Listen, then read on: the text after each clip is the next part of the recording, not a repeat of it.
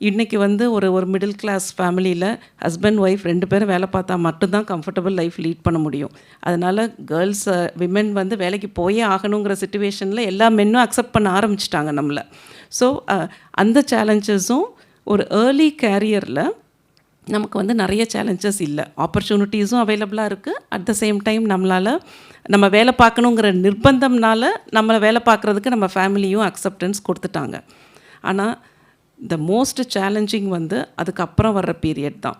அதுக்கப்புறம் அந்த ஒரு கோன் மாதிரி அது போகும். ஏர்லி கேரியரில் இருக்கிற விமென் மேலே எத்தனை பேர் லீடர்ஷிப் ரோல்ஸை அட்டைன் பண்ணுறாங்க அப்படின்னு பார்த்திங்கன்னா அதில் நமக்கு நிறைய சேலஞ்சஸ்.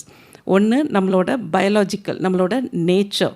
ஒரு டெலிவரி பிரேக், ஒரு மெட்டர்னிட்டி பிரேக் எடுக்கிறோம். பிரேக் எடுக்கும்போது நம்ம கூட இருக்கிறவங்க நம்மளை எப்படி ஓவர்டேக் பண்ணிட்டு போகிறாங்க.